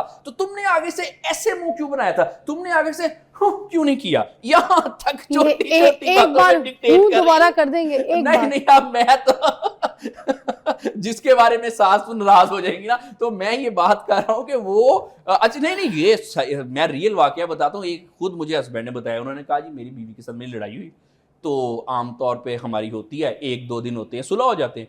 कहता है तीसरे दिन इस दफा क्या हुआ, जब भी मेरी बीवी मेरे सामने से गुजरती है, खासतौर पे मेरी माँ के सामने से गुजरती है, हमारे किसी भी रिश्तेदार के वो जो घर में रहते हैं उनके सामने से गुजरती है, तो देख के ऐसे करके गुजरती है। अच्छा मैं अब इस चीज पे हैरान, मैंने कहा पहले भी कभी किया है? उन्होंने कहा नहीं डॉक्टर साहब ये माँ ने सिखाया है, उसकी माँ जो है ये वर्ड्स है उसके हाँ। कि उसकी माँ ने उसके छोटे छोटे जो इशारे भी सिखाए हाँ। हैं कि बेटा ऐसे काबू करना है। और फिर यहां भी बात नहीं खत्म होती, जो ओवर प्रोटेक्टिव की बात हुई ना, आजकल तो सासें जो हैं वो ज्यादातर वो तवीज करवा रही हैं अपने दामाद पे उसको काबू करने के लिए। आज आपको बड़ी नुस्खे टिप्स काफ़ी चीज़ें बताई गई हैं और किस तरीके का माशरा ये भी आपने सुना। तो ख्याल रखें जो पुराने बर्तन निकाले जाते थे दामाद की रिस्पेक्ट के लिए वो दोबारा निकालें, क्योंकि दामाद को रिस्पेक्ट जो है ना वो चाहिए, उसको जो है ना एक्सपेक्टेशंस नहीं चाहिए। आज के दौर में हम रिस्पेक्ट नहीं दे रहे, उसको एक्सपेक्टेशंस हम बहुत ज़्यादा दे रहे हैं, जिसकी वजह से दामाद और सास का इतना खूबसूरत रिश्ता ब्रेक कर रहा है। एक ब्रेक लेते हैं।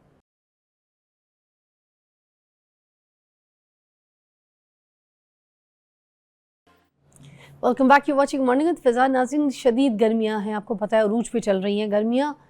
पानी जो अक्सर है ना हम लोग नहीं पीते, मेंटेन नहीं रखते अपनी बॉडी में, उस तरीके से प्यास लगती है फिर भी हम भूल जाते हैं, याद नहीं रहता, बिज़ी होते हैं, क्या अपनी परेशानियाँ जो भी। अब जिन लोगों ने बाहर आउटडोर जाना है, काम पे जाना है, तो उनके लिए पानी आपको पता है सबसे ज़्यादा इम्पोर्टेंट है।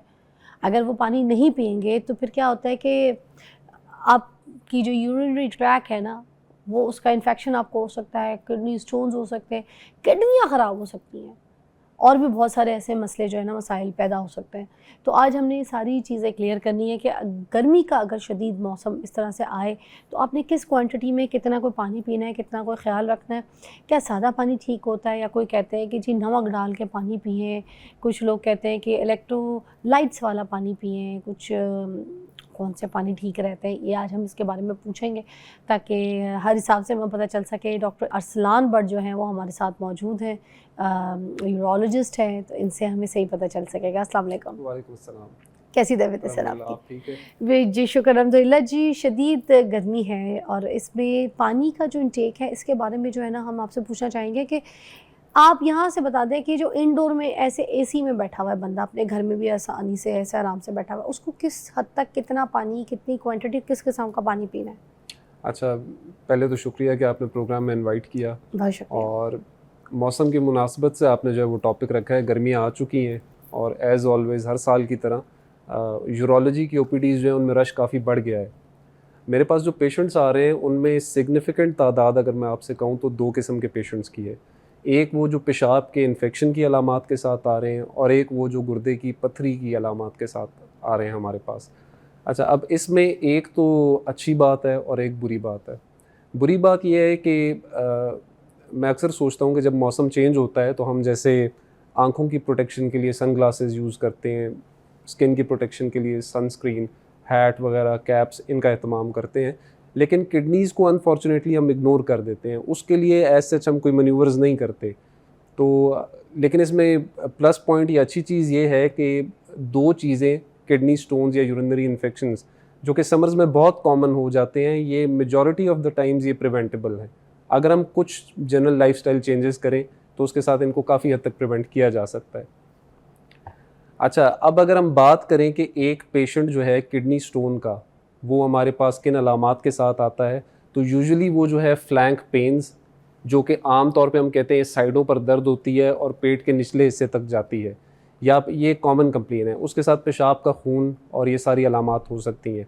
इसी तरह इन्फेक्शन का पेशेंट अगर हम कहते देखें, हैं कमर की बैक साइड पे बहुत ज़्यादा पेन हाँ, होती है। कमर की back side, this is the typical side जहाँ पर पेशेंट कहता है कि पेन होती है। अच्छा। और ये पेट के निचले हिस्से में आती है। इसी तरह पेशाब का इन्फेक्शन अगर हम कहें, जैसे आपने जिक्र किया, और ये किन किन तरीके से, मतलब आती है जाती है, आती है जाती है हाँ। पेन, या मुसलसल अच्छा, रहती ये- है, क्या पहचान है? हाँ, ये एक डल पेन भी हो सकती है, लेकिन मोस्ट ऑफ द टाइम्स जो रुकावट की पेन होती है, जैसे कि पथरी के केसेस में, ये ऑफ एंड ऑन होती है, आती है जाती है, जिसको हम रीनल कोलिक या यूरेटेरिक, अगर पेशाब की नाली की तरफ पथरी आ जाए, गुर्दे की नाली की तरफ, तो उसको यूरेटेरिक कोलिक कहते हैं। कोलिकी का मतलब ही ये होता है कि इंटेंसिटी में ज़्यादा होती है, लेकिन ये परसिस्टेंटली नहीं रहती, आती है फिर चली जाती है, फिर आती है।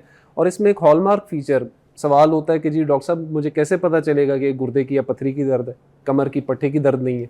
तो इसको आप डिफ्रेंशिएट इस तरह से कर सकते हैं कि मोस्ट ऑफ द टाइम्स आप जब पानी जो है वो बल्क में पी लें, आप 1/2 लीटर 1 लीटर की बोतल पी लें एक साथ, तो आपको शदीद दर्द शुरू हो जाएगी। उसकी वजह ये है कि आगे ब्लॉकेड है, आपने यूरिन की प्रोडक्शन बढ़ा दी। अब जो बैक प्रेशर की वजह से किडनी का कैप्सूल स्वेल होता है, तो उसमें पेन रिसेप्टर्स होते हैं, उसकी वजह से आपको पेन होती है।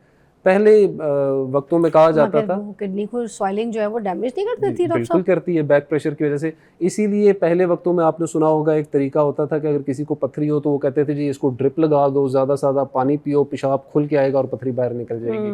तो आजकल इसको जो है हम एडवाइस नहीं करते। उसकी वजह यही है कि इससे एक तो किडनी को नुकसान होता है, और जो इन्फेक्शन है वो स्प्रेड कर सकता है ज़्यादा अच्छा, और फास्ट। ये डैमेज जो है परमानेंट होती है या फिर ठीक होने वाली होती है, क्यूरेबल है? यूजुअली ये जो इस तरह का रुकावट की वजह से किडनी को डैमेज होता है, ये ओवर द टाइम होता है स्लो।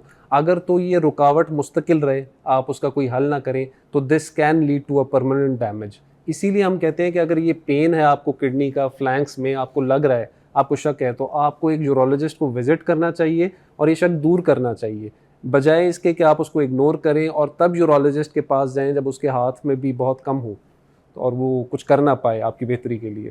तो इसी तरह इन्फेक्शन जो है उनके भी केसेस काफ़ी ज़्यादा बढ़ गए हैं, और उसमें जो सिम्टम्स मोस्ट कॉमन हैं उनमें एक है कि जी डॉक्टर साहब पेशाब करते हुए जलन होती है, पेशाब बार बार आता है जिसको हम फ्रीक्वेंसी कहते हैं, रात को सो जाएं तो नींद से पेशाब करने के गर्ज से बार बार उठना पड़ता है जिसकी वजह से नींद भी स्पॉइल हो जाती है।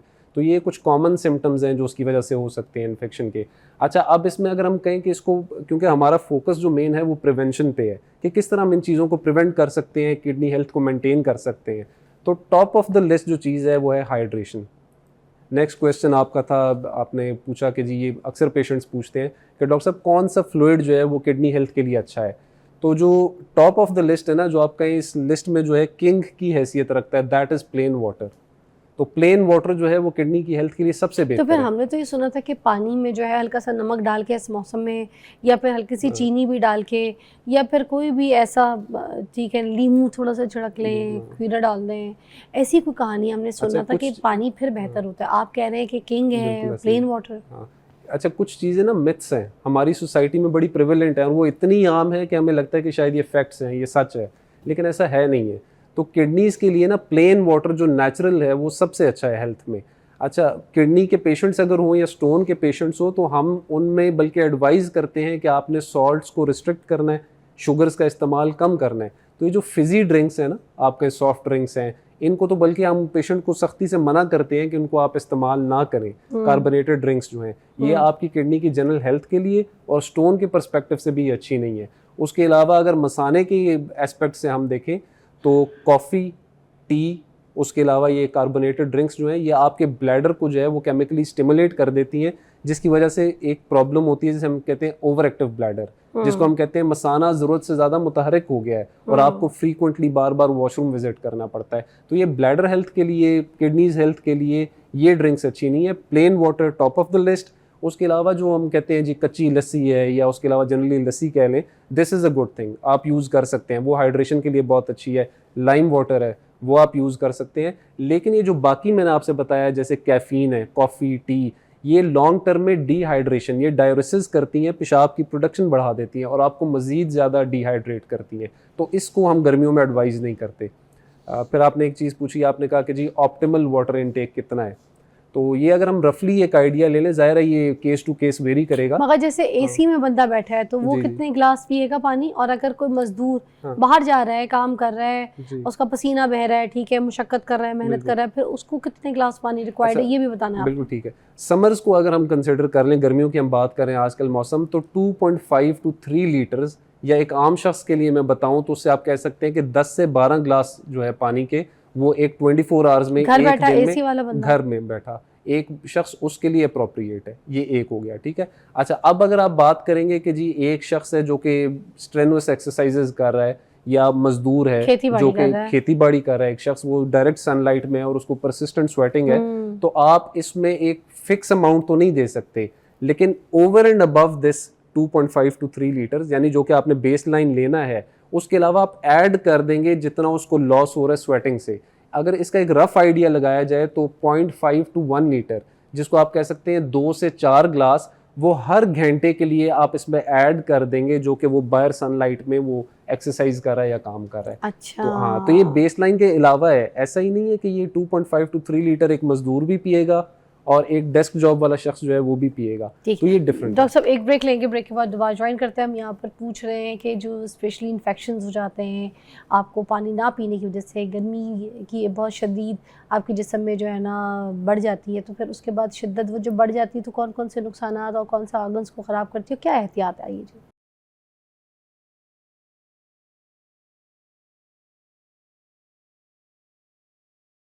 ओके जी, डॉक्टर साहब हमारे साथ मौजूद है। अब मुझे बताइएगा कि इन्फेक्शंस कौन कौन से हो सकते हैं अगर पानी बंदा नहीं पी रहा, ठीक है, उसके बाद गर्मी बहुत हो गई जिस्म में, तो अब डिहाइड्रेटेड बॉडी कौन कौन सी चीज़ों को जो है ना इन्फेक्ट कर सकती है, इन्फेक्शन कौन कौन से हो सकते हैं? अच्छा, इन्फेक्शन जो है ना आजकल हमारे पास, क्योंकि डिहाइड्रेशन है, साथ में वेदर जो है, मौसम बहुत गर्म है, तो इन्फेक्शन के मरीज़ों की तादाद बहुत ज़्यादा बढ़ गई है। इसमें अगर हम जेंडर वाइज डिफ्रेंशिएट करें तो फीमेल्स में पेशाब के इन्फेक्शन के चांसेस ज़्यादा होते हैं, क्योंकि उसमें हम कहते हैं यूरेथ्रा या पेशाब की नाली छोटी होती है, मेल्स में ज़्यादा होती है, तो उसमें इन्फेक्शन जो है वो लेस कॉमन है। अच्छा, इसमें हम देख लें कि उनमें प्रेजेंटेशन कैसी हो सकती है, तो मैंने आपसे बताया जलन के साथ पेशेंट आ सकता है पेशाब करते हुए। वो कह सकता है कि डॉक्टर साहब पेट के निचले हिस्से में जो है मुझे तकलीफ़ या दर्द की शिकायत रहती है। मुझे फ्रीक्वेंटली बार बार वॉशरूम जाना पड़ता है और पेशाब करने में जो है एक बड़ी अनईजी सी डिस्कम्फर्ट रहती है। तो ये सारी अलामात। उसके अलावा अगर इन्फेक्शन बहुत ज़्यादा हो तो बसा औकात पेशाब में पीप भी आ सकती है, जिसको वो कहता है कि रेशा है। उसके अलावा एक बड़ी कॉमन कंप्लेन है डॉक्टर साहब, पेशाब ब्लड भी आ सकता है। बिल्कुल ब्लड आ सकता है। अगर बहुत सिवियर इन्फेक्शन है तो वो उसकी वजह से इन्फ्लेमेशन हो सकती है, आपको खून भी आ सकता है पेशाब में। बहुत जो कॉमन एक कंप्लेन है वो बहुत से लोग कहते हैं वो डॉक्टर साहब पेशाब करता हूँ तो मुझे उसमें झाग आती है। अब वो इस चीज़ को डिफ्रेंशिएट नहीं कर पाते कि ये किडनीज ख़राब हो रही हैं, तो ये पेशाब के इन्फेक्शन में भी ये इशू हो सकता है। अगर आपको एक्टिव इन्फेक्शन है पेशाब का तो उसमें भी झाग बन सकती है। प्रोटीन्स बहुत ज़्यादा आ रही हैं खून में जो कि किडनी के पेशेंट्स में आती है तो उसमें भी झाग आ सकती है। तो अगर आपके पेशाब में क्रेटिनिन क्या चीज़ होती है डॉक्टर साहब? अच्छा, What is क्रेटिनिन, creatinine? हाँ, क्रेटिनिन एक बाय प्रोडक्ट है। तो ये जो मुख्तलिफ प्रोटीन्स बॉडी में मेटाबोलाइज होती हैं तो उसका जो एक बाय प्रोडक्ट आप समझ लें वेस्ट प्रोडक्ट है, जिसको किडनी फिल्टर करती है। किडनी यूरिया, क्रेटिनिन, ये वो वेस्ट प्रोडक्ट्स हैं जिनको एक फ़िल्टर करती है ऑर्गन किडनी। तो किडनी बहुत से फंक्शन करती है जिनमें से एक ये है। तो इसी तरह हम बात कर रहे थे इन्फेक्शन की। तो इन्फेक्शन को अब आप प्रिवेंट कैसे कर सकते हैं? आपने सबसे पहले तो डॉक्टर को विजिट करना है। आपने डायग्नोज कर लिया कि इस शख्स को पेशाब का इन्फेक्शन है, आपने उसको एक्टिवली विद एंटीबायोटिक्स ट्रीट करना है। तो अगर हम कहें कि जी इन्फेक्शन हो गया या एक शख्स को बार बार इन्फेक्शन हो रहा है पेशाब का, तो वो क्या एहतियाती तदाबीर इस्तेमाल कर सकता है? मैं अपने तमाम पेशेंट्स में, स्पेसिफिकली फ़ीमेल में, ओल्ड एज पेशेंट्स में जिनमें बार बार इन्फेक्शन होता है, उनको एक तो मैं बताता हूँ, और सिंपलेस्ट एग्जांपल जो मैं अक्सर अपने पेशेंट्स को देता हूँ वो मैं कहता हूँ कि जी चश्मे का पानी, हम बचपन से सुनते हैं कि चश्मे का पानी है तो ये साफ़ है, ये ड्रिंकेबल है, आप पी सकते हैं। क्यों? क्योंकि वो मुस्तकिल बह रहा है। इसी के मुकाबले में एक तालाब का या किसी पॉन्ड का पानी है तो आप कहेंगे स्टेगनेंट है, खड़ा हुआ एक जगह पर, ये गंदा पानी है, ये हम यूज़ नहीं कर सकते। तो उसमें डिफरेंस यही है यूरिन के लिए भी। अगर मसाने में पेशाब ज़्यादा देर के लिए खड़ा रहेगा तो उसके इन्फेक्शन के चांसेस बढ़ जाएंगे। इसको आप कैसे ठीक कर सकते हैं कि एक तो हाइड्रेशन अच्छी, राउंड द डे आप सिप सिप करके थोड़ा थोड़ा पानी पीते रहें, हाइड्रेटेड रहें, और टाइमली जाकर पेशाब करें, पेशाब को रोक के ना रखें अनड्यू। ये फलों के जूसेस वगैरह, हाँ। ये फल भी आपके लिए फायदा कर सकते हैं, जैसे बिल्कुल कर तरबूज सकते हो हैं। गया, मौसमी बिल्कुल फल कर है, सकते हैं। ठीक है, खरबूजा हो गया, पानी वाले सब जो वाटरमेलन, फल ये होते बहुत हैं। अच्छे हैं जिनका वाटर खीरा। कंटेंट ज़्यादा है। कुकम्बर बहुत अच्छा है इस हवाले से। तो ये सारी जो आपने चीज़ें बताई इनका और ये वाटर चुकंदर कंटेंट का ज़्यादा है। जूस, पालक का बिल्कुल, जूस, ये सब बिल्कुल ठीक कोई है। पथरी अच्छा, तो नहीं पैदा करेगा हाँ, पालक का पालक जूस? जो है ना उसको हम उस एस्पेक्ट से, अगर एक पेशेंट है, मैंने कहा ना केस टू केस चीज़ें डिफरेंट हो जाती हैं। अगर एक पेशेंट है वो किडनी स्टोन्स का है तो और उसको उसमें पालक नहीं उसमें देंगे। हाँ, तो पालक हम उसमें ऑक्सलेट की वजह से रिस्ट्रिक्ट करते हैं। अच्छा। ठीक है। फिर इसके अलावा एक है कैल्शियम। अब ये बड़ा मिसकॉन्सेप्ट, तो हम मिथ्स की बात कर रहे थे, कुछ सोसाइटी में बड़े प्रेवलेंट है। वो कहते हैं जी मुझे पथरी थी तो मुझे डॉक्टर साहब ने या किसी ने कहा कि जी तुम दूध नहीं पीना और कैल्शियम वाली चीज़ें इस्तेमाल नहीं करनी। तो ये भी एक मिसकॉन्सेप्शन है। कैल्शियम का एक एडिक्वेट क्वांटिटी में डाइट में होना ज़रूरी है। अगर आप कैल्शियम को बंद कर देंगे तो ऑक्सलेट की पथरी जो है उसके बनने के चांसेस बढ़ जाएंगे। अच्छा। हाँ, तो कैल्शियम को आपने या दूध को बंद नहीं कर देना, उसको एक एडिक्वेट Quantity के क्वांटिटी में हिसाब से लेना है लेना। आपने जो है कैल्शियम को। अच्छा। हाँ, तो ये आप कह सकते हैं 1 to 1.2 ग्राम पर डे जो है रफली हम कहते हैं कि अच्छा, ये। और वो जो कहते हैं लोग सुबह उठते के साथ ही पूरा लीटर पानी पी जाओ, उसके बाद जो नाश्ता करना है, जो खाना खाना है वो करो, तो कोई अल्लाह ना करे इतनी बड़ी लीटर बोतल जब पेट में हम जो मछलियों को पानी डाल देते हैं तो उसके बाद वो कोई नुकसान तो नहीं करती? क्योंकि पेट फूलना शुरू हो जाता है, पेट में दर्द भी शुरू हो जाती है बिल्कुल, अगर इतना कोई पानी। भी चीज़ एक बैलेंस्ड डाइट और एक मुतवाज़न तरीके से आप लेंगे तो वो अप्रोप्रिएट है। इसी तरह पानी पीने का भी जो राइट मेथड है वो ये है कि आप थोड़ी अमाउंट्स में और राउंड द डे पिए, बजाय इसके कि आप एक ही साथ जो है 1.5 लीटर की सुबह उठते बोतल के पी साथ ही जाएं पहले और बोतल उसके खाली बाद करें। सारे दिन जो है आप डिहाइड्रेटेड रहें। तो उससे बेहतर है कि आप सिप बाय सिप। अच्छा, थोड़ा रात थोड़ा को भी सोने से पहले जो है ना लोग साइड में बोतल रखते हैं, वो पहले हाँ। पूरी खाली करते हैं और फिर सोने लेटते हैं, फिर सारी रात तंग भी रहते हैं, या फिर सुबह उनकी जल्दी आंख खुल जाती है जस्ट बिकॉज कि उनको वॉशरूम जाना है, ऐसे ही है? हाँ, बिल्कुल ऐसे ही है। तो जो पेशेंट्स मेरे पास आते हैं ना वो कहते हैं कि रात को बार बार उठना पड़ता है, उनमें मैं ये एडवाइस करता हूँ कि आप सोने से 2 घंटे पहले पानी का इंटेक कम कर दें। दोपहर के बाद से आपने कॉफ़ी, टी या कार्बोनेटेड ड्रिंक्स नहीं पीनी, क्योंकि मैंने आपको बताया ये ब्लैडर को स्टिमुलेट कुछ करती लोगों है। को तो रात में नींद में उठ के बड़ी प्यास लगती है, वो हाँ। कहते हैं डिहाइड्रेटेड, मुंह खुश्क हो रहा है, पानी पीते हैं, फिर हाँ। वो फिर लेकिन- वो क्या वजह होती नहीं, है? पानी तो हम पी सकते, जैसे शुगर के मरीज़ हैं उनमें जो है मुंह खुश्क होता है और इस तरह की चीज़ें होती हैं। लेकिन अगर आपको ये कंप्लेंट्स आ रही हैं तो डे टाइम में तो आप अपना अच्छा इंटेक रख सकते हैं, क्योंकि आप फ्रीक्वेंटली वॉशरूम विजिट कर सकते हैं।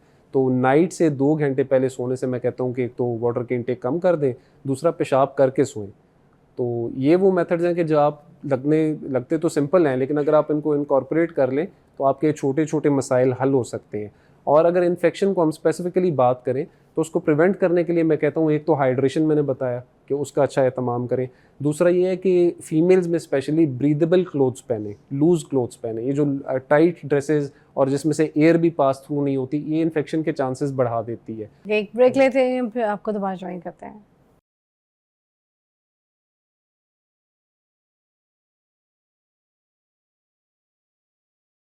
डॉक्टर साहब, ये जो कार्बोनेटेड ड्रिंक्स होते हैं ये कितना नुकसानदेह होते हैं इंसान के लिए? हम रोज़ सुबह शाम तो इस पे शो करते हैं, बैठ के बात करते हैं कि ये चीज़ें सही नहीं है, बच्चों के लिए अच्छी नहीं है, मगर प्लीज़ आज खुल के बताएं कितने नुकसानदेह हैं ये? अच्छा, ये एक बड़ा कॉमन इशू है और इसमें ये है कि इतनी एडिक्शन है इसकी कि आप बच्चों को एडवाइस भी करें, उन्हें रोके भी तो वो रुकते नहीं है, जो कार्बोनेटेड ड्रिंक्स हैं। कुछ बड़े भी मैंने देखा उनको खाने हाँ, का एक बहुत लुत्मा ज़्यादा, जो है ना हजम नहीं होता बहुत। जब तक कि वो बिल्कुल ऐसे ही है। काला ड्रिंक और चिट्टा इसमें ड्रिंक अगर आप कॉम्पोजिशन देखें ना, एक तो उसमें शुगर कंटेंट बहुत ज़्यादा है जो ये कार्बोनेटेड ड्रिंक्स हैं, उसके अलावा सॉल्ट्स भी हैं, तो उसके अलावा केमिकल्स हैं, और उसके अलावा ये डाई वगैरह जो वो यूज़ करते हैं, फ्लेवर्स वगैरह यूज़ करते हैं, तो ये सारे किडनी हेल्थ के लिए और स्टोन्स के लिए एस्पेक्ट से अगर आप देखें तो ये अप्रोप्रिएट नहीं है। तो मैं तो एक नॉर्मल शख्स को भी एडवाइस करता हूँ कि कार्बोनेटेड ड्रिंक्स के बजाय आप प्रेफर करें प्लेन वाटर को, और अगर आपने लेना ही है कुछ, आपने कुछ ऐड करना है प्लेन वाटर में, तो आप एक लेमन ऐड कर लें। Lemon is very appropriate. मगर क्या करें अब, जब फुल प्यास लगी और कार्बोनेटेड ड्रिंक्स हो, ठंडी चिल्ड यख, तो उसको इतना फ्लेवर कराती, क्या करें फिर? अच्छा, उसमें ना मैं जब पेशेंट्स मुझे ये कहते हैं ना कि डॉक्टर साहब नहीं छड़ी जाती, मैं की करा, तो मैं फिर उनको डराता हूँ थोड़ा, मैं उनको फ्यूचर दिखाता हूँ। मैं कहता हूँ कि अगर आपकी किडनीज इफेक्ट हो जाए तो ये होगा, गुर्दे वॉश होंगे, किडनी ट्रांसप्लांट होगा। और जब मैं वो पिक्चर उन्हें दिखाता हूँ, वो कहते हैं डॉक्टर साहब डराओते ना, तो मैं कहता हूँ मैं आपको अभी डरा लूँ, बेहतर है बजाय इसके कि आप उस वक्त मेरे पास आएँ और मेरे हाथ में कुछ हेल्प करने के लिए हो ना। तो अच्छा, फिर ये जो वॉशरूम रोक लेते हैं, जाते नहीं, यूरिन पास नहीं करते, ठीक है ना, यूरिन को रोक के रखते हैं, मसाना अच्छा, जो है ना वो फिर उनका फूल जाता है, सूज जाता है, फिर दर्द भी होती है उनको इतनी देर तक। हाँ, ये ना बड़ा मिसकॉन्सेप्शन है। मुझसे अक्सर पेशेंट्स आके वो ये पूछते हैं, उनका कंसर्न ये होता है कि डॉक्टर साहब, फीमेल्स का स्पेशली, वो कहते हैं डॉक्टर साहब हम जहाँ काम करते हैं वर्क प्लेस पे, वहाँ पे पब्लिक वॉशरूम है और हम वहाँ कंफर्टेबल नहीं है, हमें लगता है हाइजीनिकली वो अच्छा नहीं है, तो मुझे लगता है मे बी मुझे उस वजह से इन्फेक्शन हो जाता है या क्या, तो मैं वो यूज़ नहीं करती, मैं पेशाब रोक के रखती हूँ, और जब मैं किसी कंफर्टेबल प्लेस पे या घर पे आ जाती हूँ तो मैं वहाँ वॉशरूम यूज़ करती हूँ। अब इसमें उससे ज़्यादा नुकसान वो कर लेती हैं पेशाब रोक कर। तो इन्फेक्शन जो है वो सिर्फ वहाँ से कंटेमिनेशन की वजह से नहीं हो सकता, आपने जो पेशाब इनअप्रोप्रिएटली लॉन्ग आवर्स के लिए रोके रखा, वो भी एक वजह है जिसकी वजह से आपको इन्फेक्शन हो सकता है। तो आपने हाइजीन का ख्याल तो लाजमी रखना है, लेकिन उसको फॉर एग्जांपल मैं लोगों को कहता हूँ अगर पब्लिक वॉशरूम विजिट कर रहे हैं तो आप शावर्स जो है उनको पहले थोड़ी देर जो है ओपन करके रखिए, डायरेक्ट यूज़ ना कीजिए, और कोशिश कीजिए टिश्यू वगैरह इस तरह की चीज़ें आप वाइप कर सकते हैं, लेकिन आपने टाइमली जाकर वॉइड करना है और पेशाब को रोक के नहीं रखना। This is one of the leading reason जिसकी वजह से आपको पता है पब्लिक प्लेसेस में, बाजार में, हमारे पास तो यहाँ पे अगर शॉपिंग करने के लिए बाहर बाजारों में चले जाओ, ठीक है, not the malls, the outside बाजार अगर चले जाओ, तो वहाँ पे तो वॉशरूम्स की फैसिलिटीज़ है ही नहीं हमारे पाकिस्तान में। फिर वो क्या करती है, पानी नहीं पीती, लड़कियाँ जूस नहीं पीती, सिर्फ इसलिए कि पब्लिक कोई वॉशरूम अगर कहीं रास्ते में मिला, उधर जाना पड़ा तो बड़ा गंदा होगा, ये होगा, बड़ा अनफॉर्चुनेट है। पब्लिक तो रोक स्पेसेस के में रखती है बेचारी, उनको फिर तकलीफ भी रहती है, फिर उससे इन्फेक्शन भी हो सकता है। बिल्कुल ऐसे ही है। फीमेल्स के सेपरेट वॉशरूम्स नहीं है, इवन मेल्स के भी उनकी कंडीशन ऐसी है कि आप 10 दफ़ा सोचते हैं कि यार ये वॉशरूम में यूज़ करूँ या ना करूँ, तो ये अनफॉर्चुनेट है। लेकिन आइडियली स्पीकिंग ऐसा होना नहीं चाहिए, आपको पेशाब रोकना नहीं चाहिए, आप नियरेस्ट कंफर्टेबल प्लेस देखें, लेकिन टाइमली जाकर जो है पेशाब करें। थैंक यू सो मच, बहुत बहुत शुक्रिया, बड़े ज़बरदस्त तरीके से आपने हमें गाइड किया है। आई होप आप अपना भी ख्याल रखें, और जाते जाते हम ये बात ज़रूर करेंगे कि प्लीज़ खुदा का वास्ता है पानी का इस्तेमाल अपना ज़्यादा रखें, पिया करें, जितना आपको बताया गया है उतनी तो इंटेक पानी की जो ना आपकी बॉडी को ज़रूरत है वो आप दें। हम क्या करते हैं कि तब तक इंतज़ार करते हैं जब तक कि हमारे सर में कोई दर्द ना शुरू हो जाए, या फिर हमारी कोई ब्लड प्रेशर शूट ना कर जाए, या तबीयत ख़राब ना हो जाए, या फिर हम लथार्जिक ना हो जाए, बैठे रहेंगे, याद ही नहीं रहेगा। अगर हम ऑफिस में कहीं पे बैठे हुए तो ऐसे पानी की बोतल अपने पास पे रखें, अब बैठे बैठे आपको जैसी उस पर नज़र पड़ेगी, आपको याद आएगा तो आप उसका एक से पी लेंगे। तो ऐसे ही करते करते पानी जो है ना आपकी ज़रूरत पूरी करता रहेगा, आपकी बॉडी की नीड पूरी करते रहेगा। मगर ये ज़रूरी है कि पानी पिएं, और ख़ास तौर पे जो मज़दूर तबका है ना, जो बाहर काम कर रहा है, वो तो अपने साथ एक पानी की बड़ी बोतल ज़रूर रखा करें, सिप करके पीते रहें मगर पानी पिएं। अपना बड़ा ख्याल रखिए। अल्लाह।